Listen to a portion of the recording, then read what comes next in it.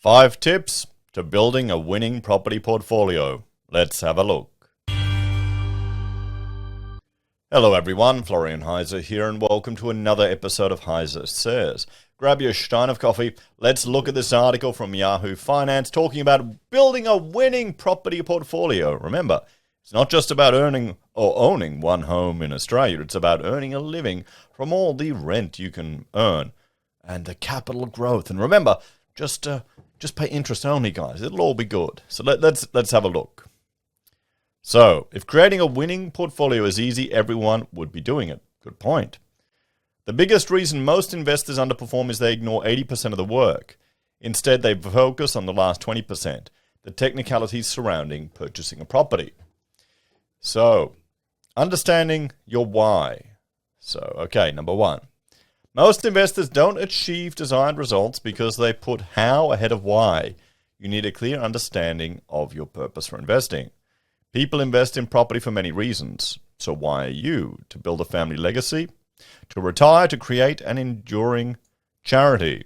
Whatever your reasons, understanding your why helps you remain committed to your goals. Otherwise, you'll never be motivated to pursue your objectives with determination. Yeah, that's true. With all your investment strategies, you need to have a plan and a goal in place and why you're doing it. Otherwise, you can lose your focus. And that should tie into your decisions of when to buy and when to sell. If you don't have a clear goal in mind, you're going to be manipulated by the news, by the media, and the FOMO and fear. I feel that's why a lot of people will make drastic decisions, sell, and make a loss. You can see it in the stock market. You know, those people that have a long-term aspirational goal of holding or building up a portfolio, they're not selling willy-nilly. I'll see an article, shares crash down, and then I'll look at my US portfolio and go, I barely notice it. What, 2%? Who cares? It'll be back up in a week.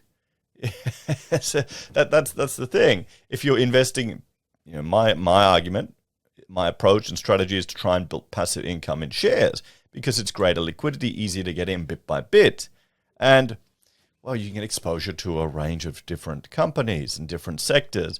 Where housing, you're locked into one sector, and sure, it's easier for the average person to leverage money against it and then tax advantages. But at the moment, shares are what I'm looking at. And so I've got a long-term perspective. So I'm not really worried about, day-to-day fluctuations because I've got my why and my goal in place. So, number 2, set a clear goal in alignment with your visions. Aligning your strategy with your vision by defining where you are today, then plan your steps to get you to tomorrow. This doesn't mean a financial plan consisting of various spreadsheets. Rather, it involves outlining the steps to achieving your why. List assets like property, shares, super and savings, then liabilities like credit card, loans, and personal debts. Deduct liabilities and calculate your net worth. This helps your lending broker establish your investment capacity. Any investment should align with your overall plan, sure. Then list financial and personal goals. Achievement dates. Don't know about this one.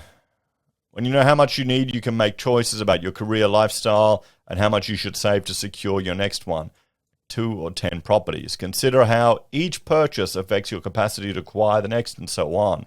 Always invest according to your plan. Every decision should relate to your goals. Now, I'd say I'm not a fan of goals, everyone. Well, I would suggest what you need to look at. You've got aspirational long-term goals, but you need to look at strategies systems you can put in place. That's what the focus should be on systems that you can build that align with your long-term goals. But they're more important. The systems and habits are more important than actually the long-term goals in the long run. You need to get into that situation. Take a good hard look at yourself. Assess your ability to stick to your plan. What are your weaknesses? What could use assistance? So emotion, education, and financial. Each stage must be acknowledged. You don't need to be 100% ready, but be aware of how each can impact you. Emotional readiness. Consider that the beliefs you have around money. Empowering habits mean you find the idea of saving exciting. Doubts should be talked through with a trusted advisor. Okay. I mean, yeah, that's well, that's an interesting consideration. Yeah. Emotional readiness. So, education readiness.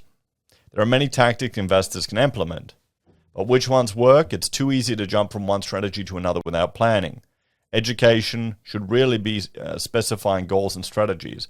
This saves time on research, allowing you to reach goals effectively without distraction and preventing costly mistakes. Financial readiness. This is the only area the average investor considers. Ensure your finances are in order and have a good credit source, little or no bad decisions and financial buffers. Yes, I mean, this is... So readiness, emotional readiness, educational readiness. Yeah, again, I'm saying it's having a long-term goal and then just establishing systems in place. One habit I encourage people to do is to try if you've already got a mortgage or any debt, micro payments. Just tiny bits of money that you save from not making purchases, throw off your debts, and then see the difference you make. So, analyze your income, debt, equity, superannuation, and determine what you can afford to invest. Not all property strategies require a lot of capital, and good money management habits have nothing to do with income. With the help of professionals, virtually anyone can become financially ready. Likewise, even if you have ample money, that doesn't mean you should invest. Not until you've considered all three readiness levels. Build your team. Number 4. Now you understand your weaknesses, assemble your team of property specialists. They need the skills and knowledge to provide you with results-driven advice and should include an accountant, broker, solicitor, conveyancer, and property manager.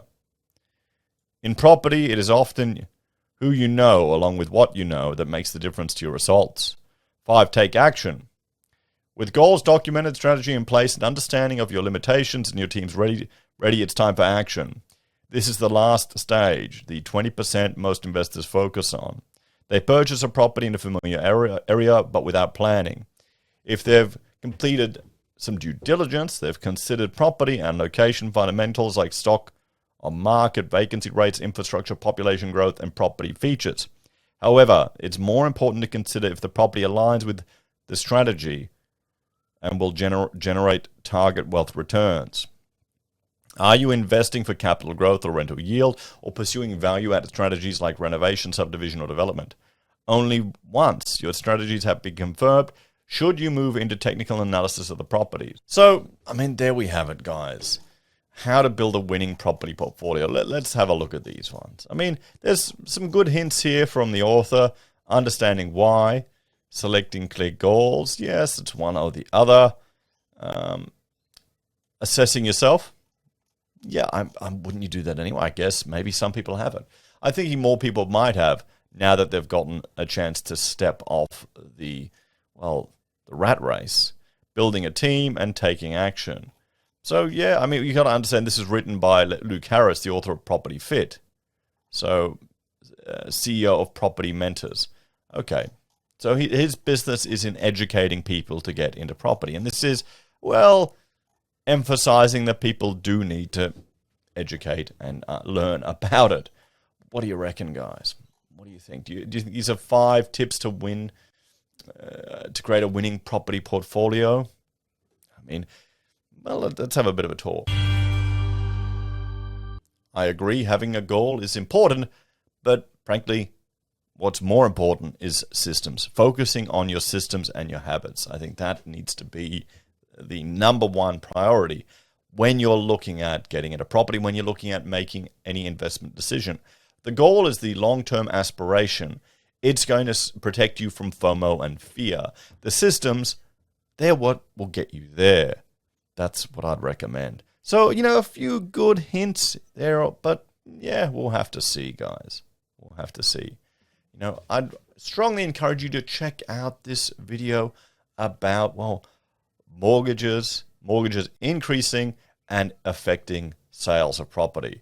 So that's something as well to keep an eye on. Take care, guys. Thanks for watching, and I'll see you all next time. Bye for now.